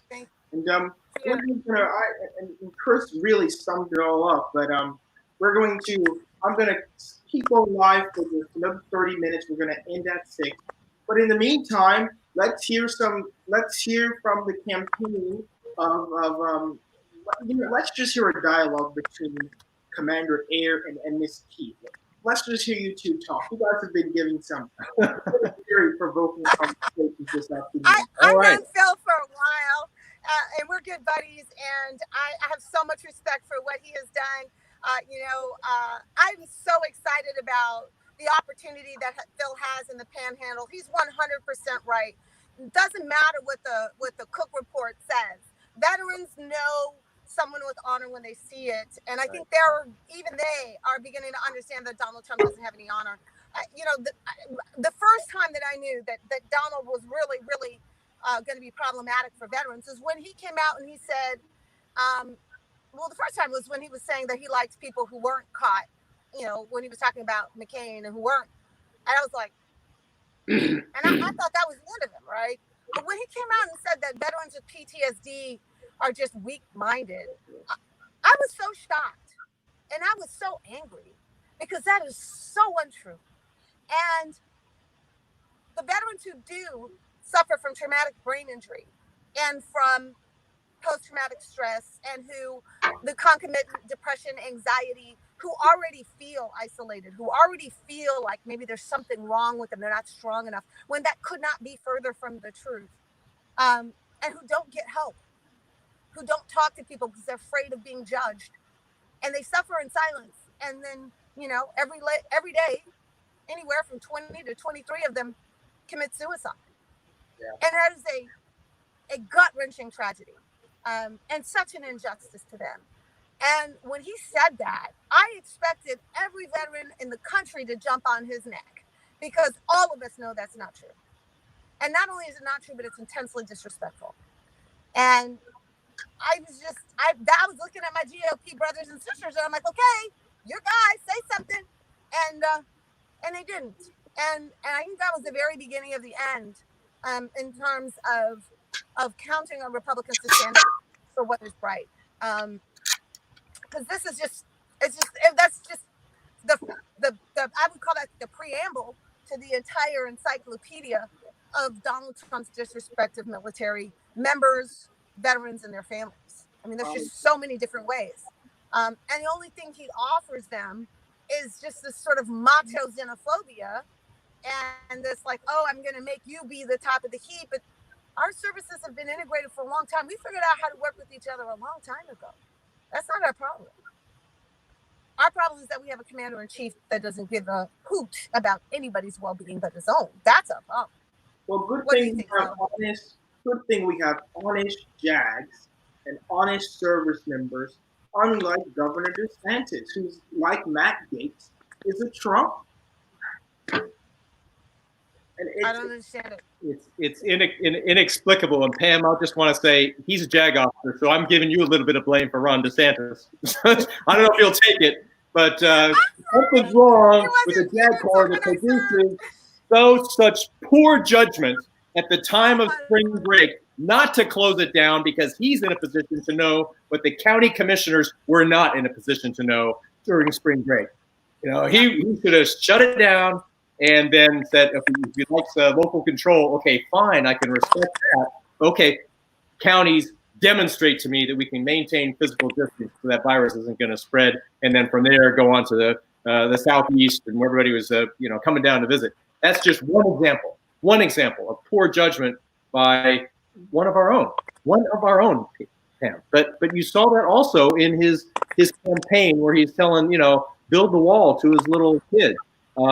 And you're fired to your little kid. Like, what kind of value system is that you're teaching a young person? So I put it down a little bit to drinking the Kool-Aid of power and drinking the Kool-Aid of some mesmerizing force that is out there that is Trump derangement syndrome. They use that term to talk about us who object to it. They're deranged in their support. Blind support and immoral acts and pattern of immoral and unethical behavior that is clear, and it's all for what? All for some ideology, maybe, but it's not even ideology. It's lust for power, fear. I agree with you. You gotta wonder where this is all going. I mean, the only theory that I can come up with is that the fears that people had deep down of diversity, of the shift in power, that you're gonna get more people of color, more women, more LGBT, more immigrants in the halls of power, that felt like we're gonna take over and somehow oppress them. But see, that's just not how a true patriot thinks. We don't think about oppressing anybody. We think about cooperating, coordinating, sharing, having every voice at the table. We're not Iraq. Like, we don't look for the oppressed or be oppressed paradigm. That's not how we're hardwired. We're looking to bring every voice to the table and everybody being validated, not only this kind of person or that kind of person. Inclusion is not dominion. It's not. That's not anything that we've talked about. And so I think that a rhetoric has been fomented in the right. Talksphere, radio, shock radio, Fox News, just this ominous, you're going to lose everything you have. They're going to take everything you have. They're going to steal your land and kill your kids. Like, just this really extreme rhetoric that makes them fearful. And Donald Trump came in and he's like, every fear you have, every concern you have is valid, and I'm going to fix it all. I'm going to take an eraser and I'm just going to erase all the things that scare you. And people voted for him for that reason. But that was just his rhetoric. His mission was to make himself richer and his friends more powerful. That was his mission. It wasn't actually running the country. He had no desire to govern. He thought he was going to hire underlings to govern. That's why he said, I'm going to hire the best people. But then he soon came to find out that the best people were going to give him advice to do things he didn't actually want to do, or that there was some other interest that was of his that was more important. So he started firing anybody with any kind of experience, knowledge, or decency. They all got kicked out. Gone. And so now what's left is an administration full of people who are scared of Donald Trump, who lack the courage to stand up to him, and who lack any kind of experience or knowledge to actually run their administrations with any kind of decency or efficacy. So he's basically undermined all of our governing institutions, and most especially the Department of Justice. You know, that has been, what has happened at DOJ has been an absolute abomination. Bill Barr is an abomination. And that's where we are. And you know, there's no way to overstate how dangerous it would be if we did not succeed in November. We have to. It is just like, you know, Phil, you find a better word. I can't find a better word than like, we have to. It's critical. It's critical for the survival of our nation. And Absolutely. It is that start. Now, there's a journal I get. It's called Survival, and it's about foreign policy. And I thought, well, that's pretty stark. Why are you going to name a whole journal Survival? It's about foreign policy and stuff. But it is. It is. The propaganda and the disinformation campaign that they are waging, using lies as bullets, distraction as a tactic to get you off of what's really going on, is what they are doing. They're doing it to us. They're dividing us by the lies. Some people believe a certain set of assertions that are not grounded in fact. So I think our way forward to combat that is focusing on what is real. The virus pain is real. The virus solutions are real, but not implemented. And the economic reality at kitchen tables, like I'm looking at my kitchen table, that those discussions and the ability to bring food on the table, good food on the table, in a way that is not worried about healthcare insurance and the mortgage on the house or the rent or anything else. That's basic security has got to come through looking at what's real. And the quote real Donald Trump is part of the tan, because nothing about him is real, from his tan to his hair to his rhetoric to his people to his policies to his financial situation. Nothing is there that's real. Right. So I think that's our way forward. His tagline shouldn't be the real Donald Trump. It should be the reality Donald Trump, because that is his gift. His gift is using bells, whistles, and distractions, funky lighting, and interesting props to try to make something look real. And that habit, that knack, has been absorbed by the entire Republican Party that supports him. There are plenty of Republicans who don't, and I'm glad for it. But for those who do, they have taken this on. Let me give you a perfect example. They know, and we know, that there's no such thing as mass voter fraud with vote by mail, right? Yeah. Florida's had vote by mail for years. Many other states have. There's never been an investigation. There's never been an allegation. There's never been an indictment. There's never been anything. But because they don't want vote by mail, because it's likely to circumvent some negative plans that they had to suppress the vote, they now say, oh, voter fraud. But in doing that, it's not like they actually believe there's voter fraud, right? Their words are disconnected from reality. So what has become a habit now is that the GOP utters words not because they're true and not because they correlate to anything in the past or the future, but because by uttering them, they think they're going to get what they want. Right. And so it doesn't matter if they're accurate. It doesn't matter if they make you look like a total hypocrite because you took the exact opposite position a year ago or 5 years ago. You can't shame them into, you can't reason with it. So I just tell people, anytime they want to say voter fraud, I'm like, okay, so there's one of two things that's true. Either every Republican governor, every Republican state attorney, every Republican in the DOJ, Sessions, Barr, Trump, McConnell, all of them are either really, really lousy at investigating because they've investigated no one and brought no indictments against anyone, or they're really, really good at lying. Because it can't be both. If there was that much fraud, you would have been screaming about it a long time ago. And how do I know this? Because I watch what you do with respect to the things that you do actually believe. If we say anything about your guns, you're going to be protesting, we're going to see you. We say anything about abortion, you're going to be protesting, we're going to see you. But if you genuinely believe that all of these elections are full of fraud, you would have acted in accordance with that. You never have. Which tells me that that's not really what you want to believe. That's not really what you believe. What you believe is that if by saying that word or that phrase, you're going to get what you want. That's using words as weapons. And that's what has happened in this administration. They use words as weapons to achieve a goal or to achieve a strike. They don't care at all whether those words have any correlation to reality.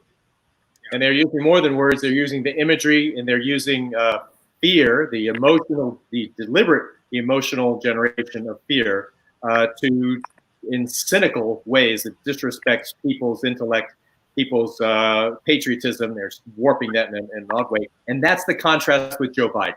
Joe Biden knows that there is legitimate positions or legitimate goodwill among Republicans most of the time, pre-Trump. There is goodwill with Democrats almost all the time, pre-Trump. And Joe Biden is one of them that has the ability to work across the aisle when there is good faith, and to call it out when there is not good faith, and have mutual respect when it is earned, but not to cave in or surrender, as Donald Trump has done with surrendering to COVID, surrendering to Russia in Syria, surrendering to Russia bounties on U.S. personnel. Like, that is so awful. And my guy up here that I'm turfing out, Matt Gaetz, he serves on the House Armed Services Committee. His lack of curiosity on those reports is just untenable for his role. He's totally divorced from reality in that instance, and in many others. And so that's grounds for you and I to both not only be hopeful, but have confident assessment in victory. Most definitely. Absolutely. Most definitely.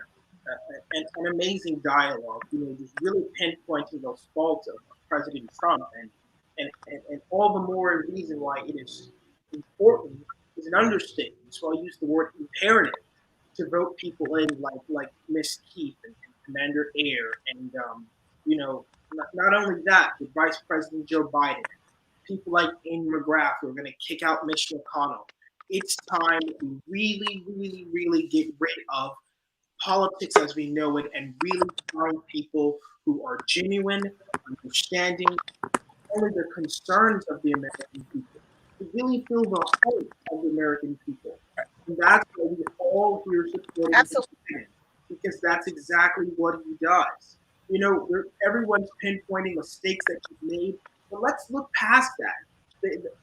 What at stake here is so much greater than the 1994 crime legislation. What's at stake here is so much more important than the busing issue that Senator Harris brought out. What's at stake here is many, many people are growing up in this nation and seeing a man in the White House bullying his way around. Not only around America, not only is he bullying veterans, not only is he bullying women and Democratic Congress people, he's bullying foreign allies. He's calling the governor, he's calling the Prime Minister of Canada weak. He's calling other allies weak, leaving treaties and leaving allianceships just because he has executive power to do so. And what we need in office is someone who's experienced, someone who's good with foreign policy, someone who's good with people, and someone who genuinely understands the struggle of Americans. As someone, Joe was not born with a silver spoon in his mouth. And that's the big comparison between Donald Trump and Joe Biden, is that Joe Biden knows what it's like to struggle. Joe Biden knows what it's like to have his mom say, Joey, I don't think we can afford that. He knows what it's like to work hard and to get what he needs. And that's what's most important. That's what's at stake here in this election. And I think Commander Air and Ms. Keith have really pinpointed that. And I hope everyone watching around the state is really seeing who is running to be your representatives in the House, who's running to be the senators in the Senate, and that they genuinely have a heart for the people. And that's what I love. That's what I appreciate. And that's why I support Biden. So I'm going to continue to let the dialogue progress until 6. Thank you so much. You make such a valid point. I mean, if you were to boil down what has happened during this administration, one of the most damaging things is that the right-wing extreme sphere has sown this idea that career government workers are the deep state. Phil, you know that when you served You served a Democratic president exactly the same way you served under a Republican president, because you had a mission, you had training, you had expertise, and you were focused on doing your job. It was not partisan. You didn't do a better job because there was a Dem in the presidency or a Republican, right? That's just not how we are oriented. And that is not just true with the military. That is true with our intelligence services. That is true with all of our State Department officials and our diplomats. They are all servants of the country, not an administration, and most certainly not a party. And somehow the Republican Party has convinced their constituents that everybody in intelligence so hates Donald Trump that they will stop doing a good job, stop reporting the truth, stop, abandon their training, abandon their mission, and are now the deep state, and that is the excuse that they're using to ignore the reports that Russia is putting hits out on our guys and gals. They're like, well, it came from our intelligence community and they're all the deep state, so I guess I don't have to believe it. That's one of the most convoluted and irrational conclusions you could possibly come up with.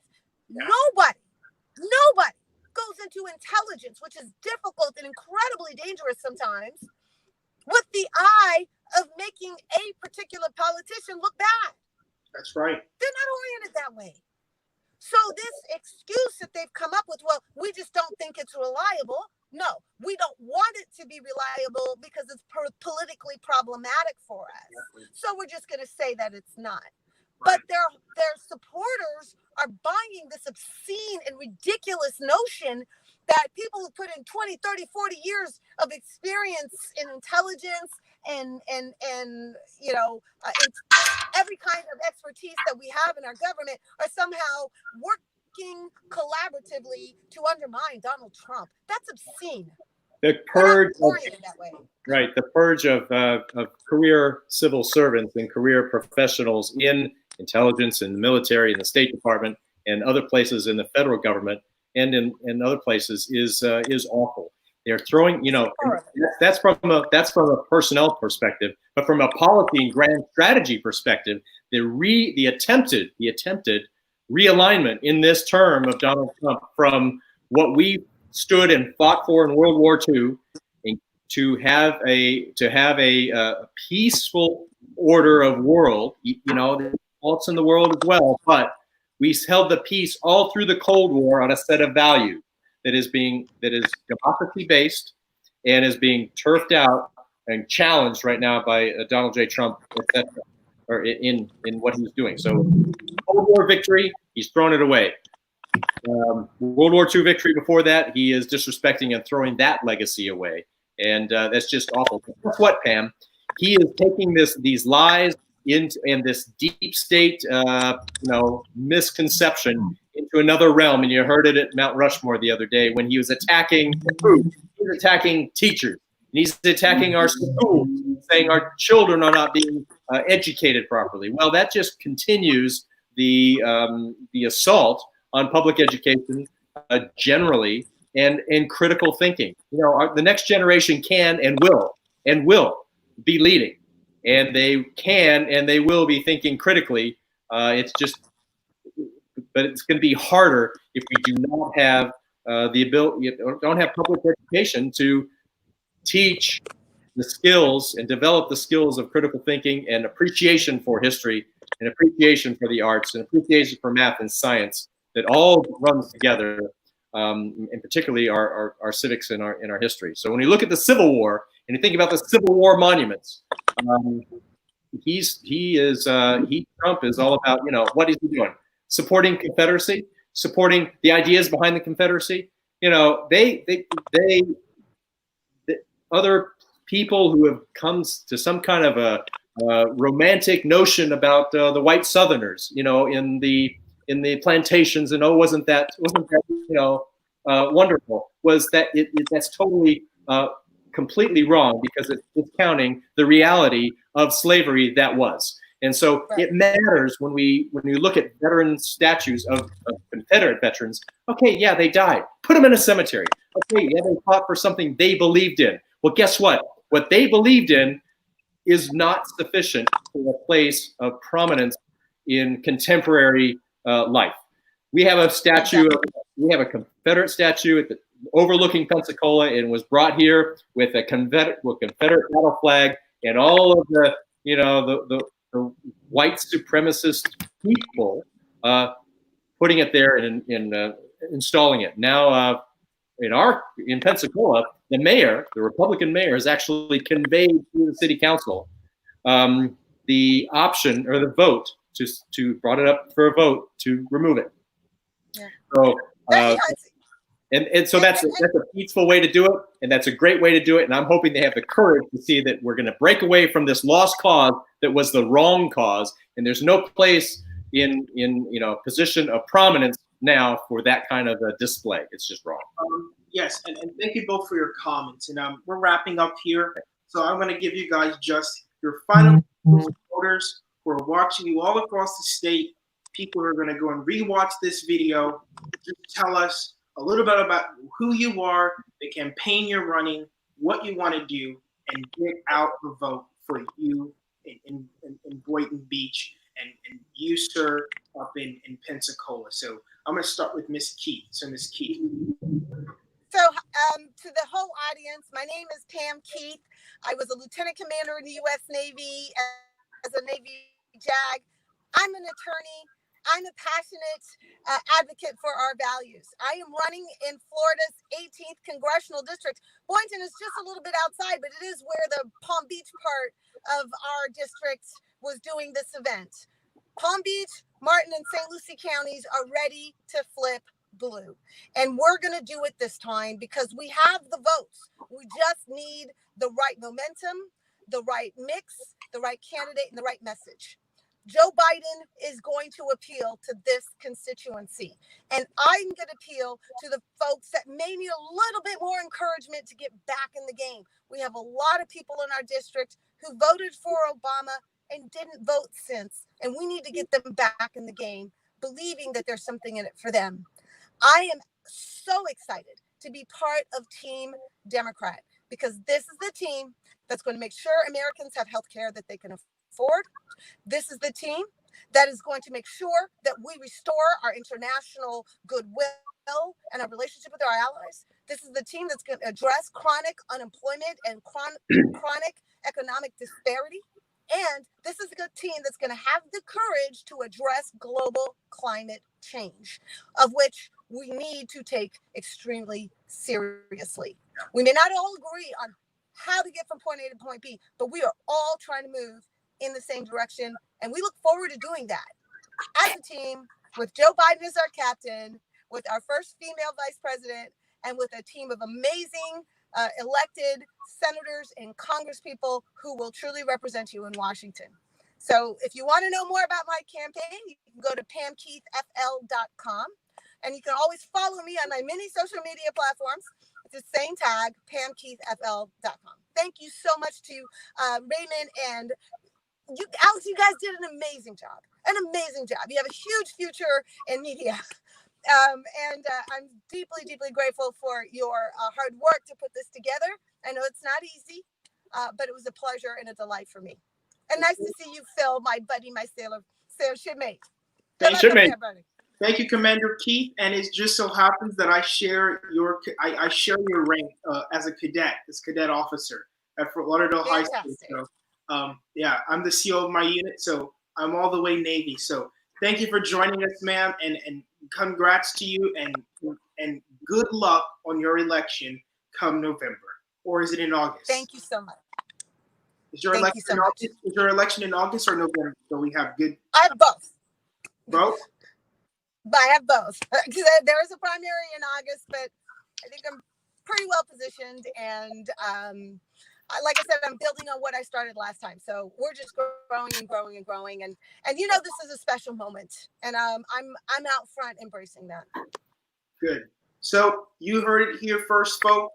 We have Miss Pam Keith, retired Lieutenant Commander from the United States Navy, JAG officer, is running for Congressional District Seat 18th District in Palm Beach, Florida, and she has a genuine heart for the people. So if you're looking on here from Palm Beach or you're in the 18th district, make sure you go out on August 18th, vote for her in the primary, and make sure you go out on November 3rd and vote for her. birthday. Oh, wow. On her birthday, and get her to the U.S. House of Representatives for the state of Florida. Let's keep our lead in the House. Let's get our lead in the Senate. And thank you so much for your genuine appreciation and heart for the people. Thank you, Ms. Keith. Thank you so much. Good luck. Good luck. Thank you so much. And now we're going to go to her shipmate, retired commander from the U.S. Navy, running against Matt Gaetz in Florida's 1st congressional district. We have with us retired U.S. Navy Commander Air, and he's going to go ahead and let us know about his campaign. Okay, well, first of all, I am honored to stand shoulder to shoulder with Commander Pam Keith as she pursues her nomination. We need to make sure that's checked and then proceed into doing something on her birthday that is going to be good for our nation, that is to get her in office. And our campaign is doing a similar thing. So I'm a retired Navy vet, but I'm a lot more than a retired Navy vet. I'm a patriot, like everybody who is listening to this to this event, and all the people that were on the cars driving and riding for Biden, because it is Joe Biden. It is Joe Biden who's going to lead the executive branch. And while I am on riding for Biden, I have the wherewithal, like everybody should, but Matt Gaetz doesn't, the wherewithal to support the president when he does good and stand up to the president when he does not. Because my boss is not going to be whoever's in the White House. My boss are the people, all of the people of Northwest Florida. And that's what representatives do. I built my career on honorable service within the Navy, and I pledge to perform to the highest traditions of democratic service as a representative in Florida's 1st congressional district up here in Northwest Florida, because veterans need supported, because healthcare needs to be expanded, because the environment it's all around us, it needs to be protected, and we've just got to have truth and honesty in government. So I'm running to restore Northwest Florida's honor, because it's dishonored by the presence of Matt Gaetz in Congress, and it is in his integrity in the function of representation is just non-existent. So that's what we're doing up here. Please check me out on airforcongress.com. My name is spelled with 3 letters. You see it on there on the screen, EHRFOR, Congress.com. I'm on social media as well, Phil Air on Twitter, Facebook, and Instagram with similar handles. Please help us. Name recognition is key in my race, and looking veterans and every other professional and reasonable human being in the eye and saying what all veterans know is that I will not lie, cheat, or steal, or tolerate those among us who do. There's too much toleration going around here, and we need to fix it. So thank you so much, and I'm just honored to be part of this program, and we're going to have a lot more of them with your help. And it's the voters, again, who are going to be the heroes of 2020. So let's get out and make sure that there are more heroes around for everybody. Thank you. Well, thank you, sir. And similar to my send-off for Miss Keith, congrats. Good luck. Are you being primaried on the 18th? I am not. I have the unified support of Democrats in the 1st victory, or in the 1st district. So we are going forward into November, full steam ahead. Well, I wish you luck, and I wish you good luck going ahead. No bumpy roads, and as our chief always says, go ahead and man the deck. So congrats, good luck. And if you're watching on this live stream and you're from the 1st district, make sure you go out, vote for Commander Air, and encourage 15, 50, 100, 150 other persons to do the exact same. That's the way we turn Florida back blue. Thank you so much for joining us here, Commander Air. It's been an honor. Thank you, Raymond. Thank you, Alex, who's not on, and thank you, Chris. It's great, and all the best to everybody. Let's go do it. Thank you. Thank you for your service. We appreciate it. Yeah. So, Raymond, it's been a spectacular day. Again, people beeping for Biden all over the state of Florida. We've had an amazing America's Birthday Caravan, but I can think no better way to end this broadcast than by thanking everybody who helped make this day possible. Everybody from the Florida Democratic Party, including Chairwoman Terry Rizzo, who joined us at the Broward Caravan. So thank you, Chairwoman Rizzo. We also want to give a very, very big special thank you to all of the members of the Florida Democratic Veterans Caucus. The Veterans Caucus really, really helped to pull this together and organize it over the course of just a few days. So we really, really thank them for their service and for their help in this endeavor. But I want to end on one important note. We have a number of veterans that have been helping Joe Biden from day one. And I want to recognize one in particular, and his name is Bob Remen. Bob Remen in Miami-Dade County, who has been on Team Biden from the very beginning and has been out there helping every step of the way to make sure that we flip Florida blue with Biden. And everybody who knows Bob Remen knows he's got an amazing personality and he's got always wonderful stories to share. Remen always shares these amazing stories, and I want to end today with one special story that Bob Remen shared with me just today. So Bob Remen, in order to help support his family, works at a local gas station in Miami, Florida. And it was just yesterday that he noted that a gentleman broke down just outside the gas station. Seems that he ran out of gas. And the gentleman came over and asked Bob for help, but he was already on his way to help that gentleman because that's the kind of man that Bob Remen is. That gentleman broke down, needed some gas. Bob Remen put all his effort in to push that vehicle onto the gas station and make sure that the gentleman got what he needed to continue on his way. In a lot of ways, that's what Bob Remen has done for so many candidates in our community. So many veterans like him have helped push us along and helped push us forward to make sure we got what we needed and that we moved our communities, our state, and our country forward. Especially in this moment in history, we need those veterans more than ever. But the story that Bob Remen shares with me is that he took it upon himself to ask the gentleman who had broken down, who he helped bring his car into the gas station so he could go on his way. He asked the gentleman, just hypothetically, if you, sir, had broken down in a similar fashion and found yourself broken down before two other men, those two other men whose names are Joe Biden and Donald Trump, which of the two do you think would help you to actually get your gas and move your life forward and be able to fix your car?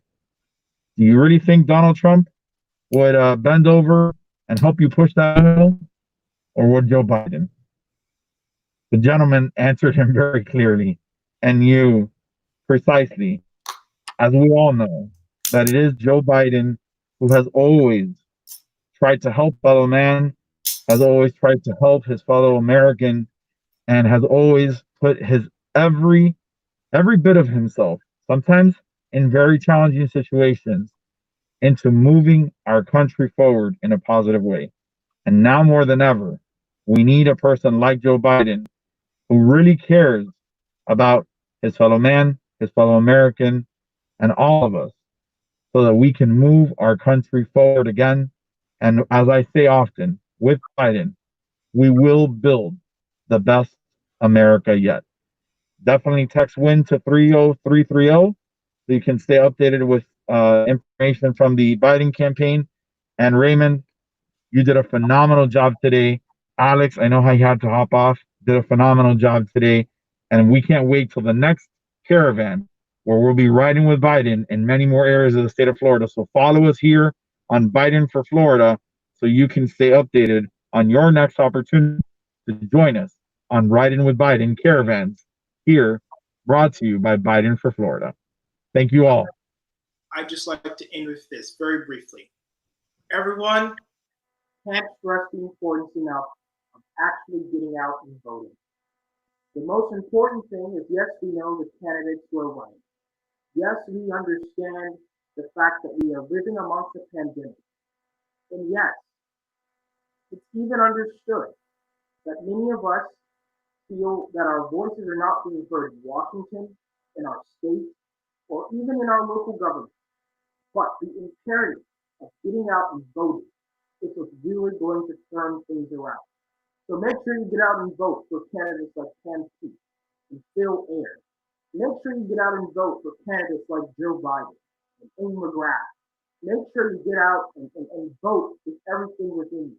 And the momentum that we're seeing across the state has been encouraging, not only to me, but the Joe Biden campaign, people like Chris, to people like Phil, to people like Pam, and to people like school board member Robin Bartleman and DNC chair. All these people and all these things have been so encouraging. The most encouraging thing today I'd just like to highlight is that in one of our state's most reddest districts, reddest city, in Sarasota, we had the largest turnout for Joe Biden throughout the state, and that's including Miami-Dade and Broward County. So, to everyone across the state, to everyone who's listening, I'm a high school student. I can't vote, but you can. Change the course of action for people like me who are going to be affected by the decisions that are going to be made by people like Donald Trump and Mitch McConnell and Rand Paul or in our Senate. Change that. You can do it. So make sure on November 18th, November 3rd, August 18th, you get out, vote in primaries, and vote in the general election. That changes a lot of things. I just want to say thank you to everyone who joined us. I think we have 20 people who joined us on Facebook Live. To everyone in the caravan, thank you so much, and we'll see you next time. Thank you and goodbye. Have a good 4th of July.